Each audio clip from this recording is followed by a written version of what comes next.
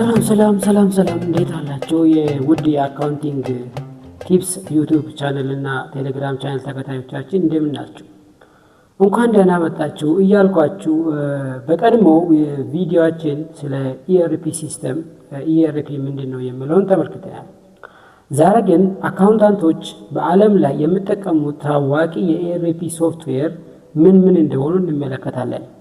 በቪዲዮው የመጨረሻ ላይ የትኛው ኢአርፒ ለጀማሪዎች ቀላል እንደሆነ እናያለን ማለት ነው። ስለዚህ ሰብስክራይብ በማድረግ ሼር በማድረግ ከጓደኞቻችሁ ጋር ሼር በመደራረግ እንድትጋሩ በአክብሮት ጋብዛችኋለሁ።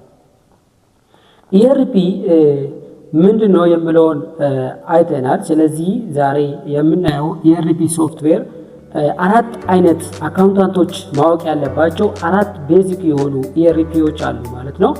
እነኚህ ኢአርፒዎችም ሳፕ የምንለው እንደዚሁም ኦራክል፣ ኦዶ እንደዚሁም ማይክሮሶፍት ዳይናሚክስ የምንለው እናያለን ማለት ነው።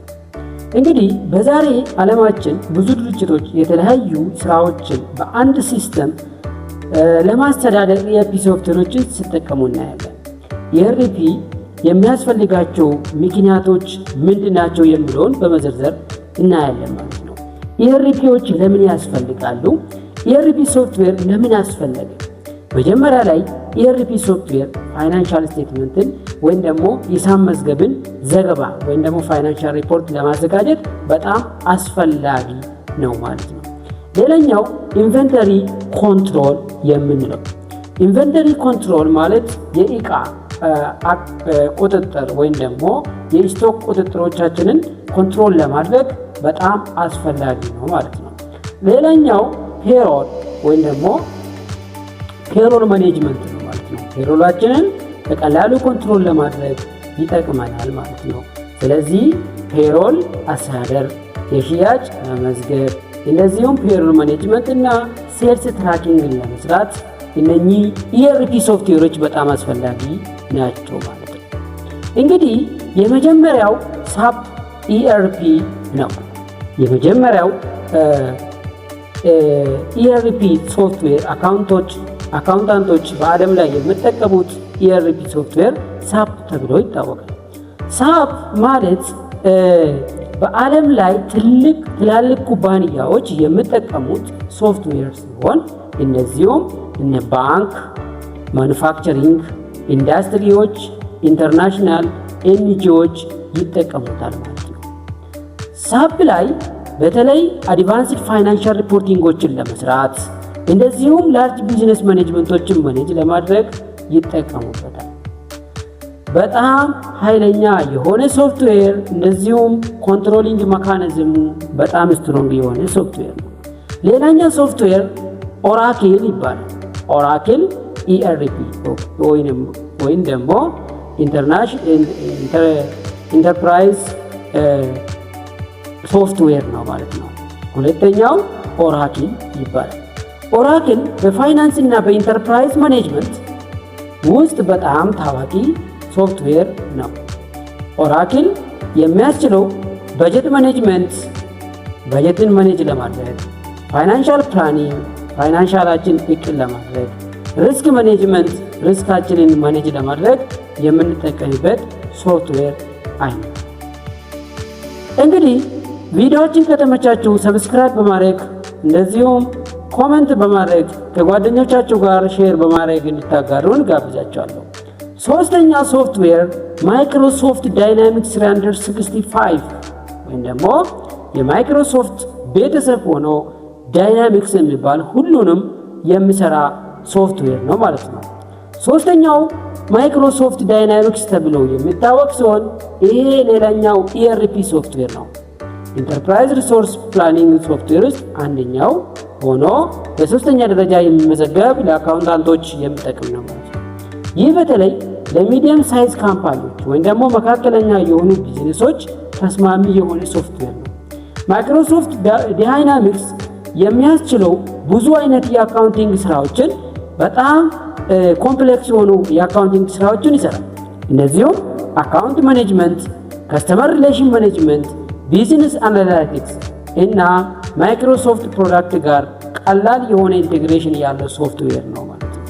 ስለዚህ እያንዳንዱን ነገር በዲቴይል ለመስራት የሚያስችለን ነው ማለት ነው። አራተኛው ሶፍትዌር ኦዶ ይባላል።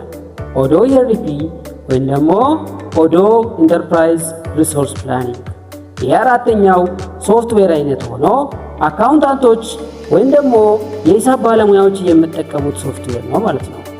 ኦዶ ሲስተም በተለይ ለጥቃቅን ቢዝነሶች ወይም ደግሞ ስሞል ቢዝነስ የምንላቸው ለስታርታፕ ለግሮዊንግ ካምፓኒዎች በጣም ተስማሚና ጠቃሚ የሆነ ሶፍትዌር ነው ማለት ነው።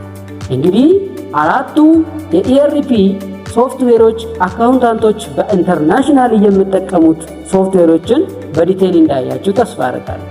ቪዲዮዎቻችን ከተመቻችሁ ሰብስክራይብ አድርጉ፣ እንደዚሁም ላይክ ሼር ማድረግ እንዳትረሱ። ሌላኛው የትኛው አይነት ሶፍትዌር ነው ለአካውንታንቶች ወይም ደግሞ ለቢዝነሶች ጠቃሚ የሆነው ወይም ደግሞ ለቢጊነሮች የትኛው ሶፍትዌር ነው የሚለው ነው። ጀማሪ የትኛው እንደሆነ ወይም ደግሞ የአካውንቲንግ ተማሪ ከሆናችሁ ጀማሪ ሶፍትዌሮች ላይ ብትጀምሩ ጥሩ ነው። ኦዶ ምንላቸው ወይም ደግሞ ማይክሮሶፍት ዳይናሚክስ ምንላቸው በጣም ቀላል የሆኑ በቀላሉ መማር እንደዚሁም መያዝ የምንችላቸው ሶፍትዌሮች ናቸው።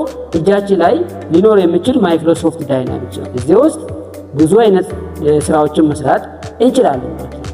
ስለዚህ ለጀማሪ ወይም ደግሞ ለተማሪዎች ለአካውንቲንግ ጀማሪ ባለሙያዎች በጣም ቀላል የሆነ ማይክሮሶፍት ዳይናሚክስ ሌላኛው ኦዶ ERP የምንለው መጠቀም ይችላል።